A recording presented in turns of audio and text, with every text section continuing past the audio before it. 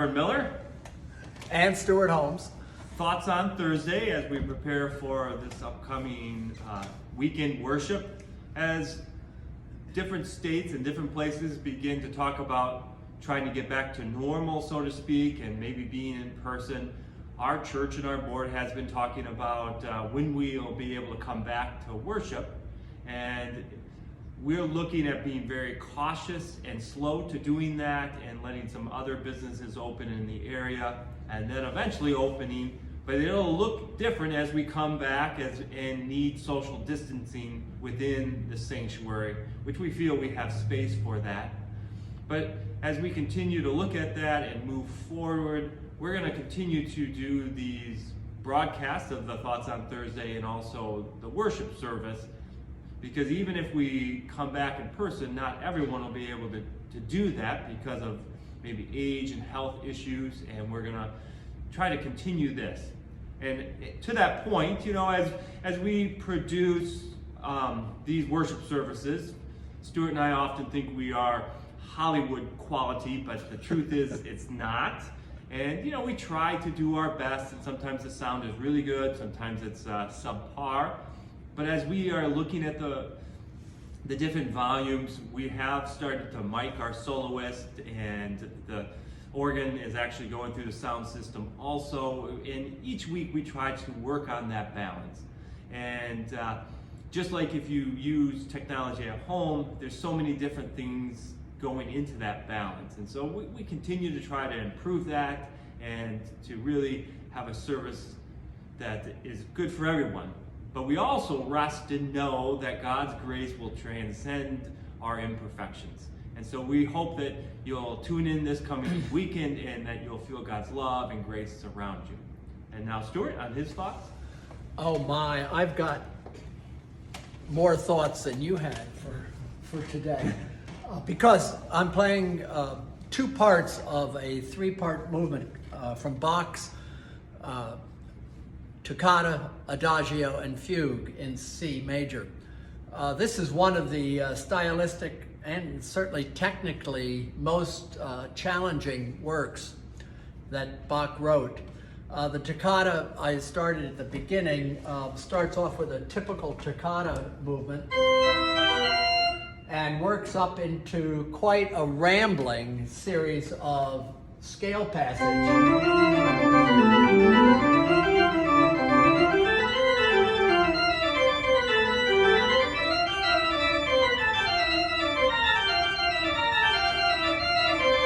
And goes on and on and on. That's just the beginning of that work, and it even transcends into the pedal.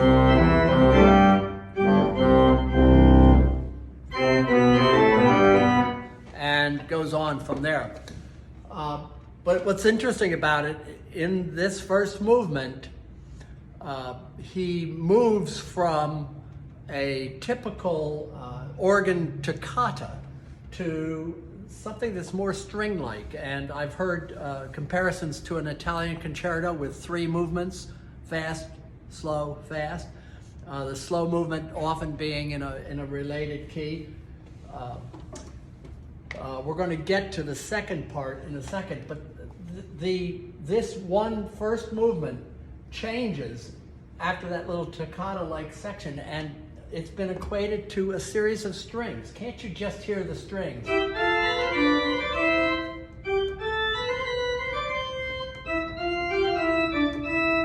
Going off, and they're just playing through it. If you look at this piece from the string standpoint, it kind of makes some sense.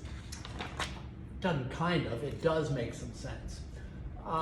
He continues throughout this dialogue with these two parts, and eventually comes back to kind of the same sound that he had at the beginning.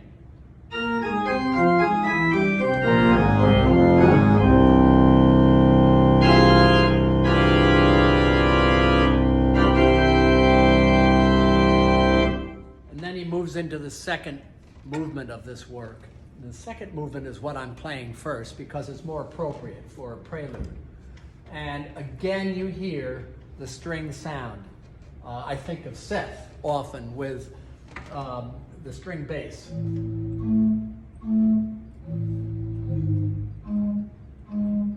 And the strings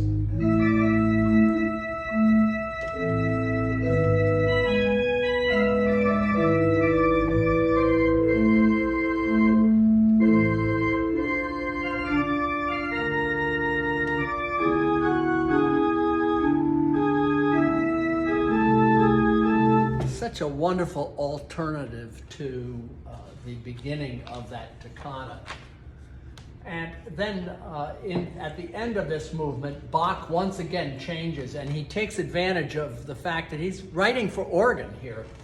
All these chords that come into play at the end of that movement are typically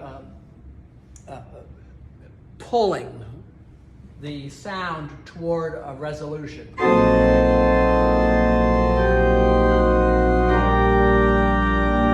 And he continues that, and he makes you want to say, resolve it, resolve it, resolve it. And of course, the nice thing about the organ is, unlike strings, we have an endless supply of air. We can just go on, and that kind of pulls this ending where he has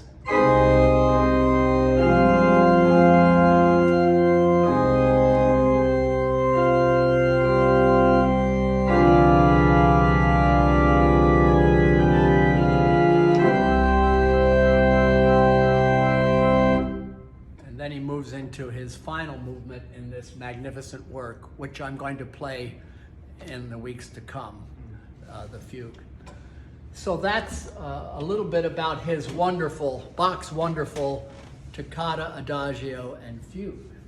A lot about it. A lot about it. Yeah. Did I hear you correct? You're gonna be backwards this coming Sunday. I'm backwards. I'm playing the adagio in the first movement, and then the toccata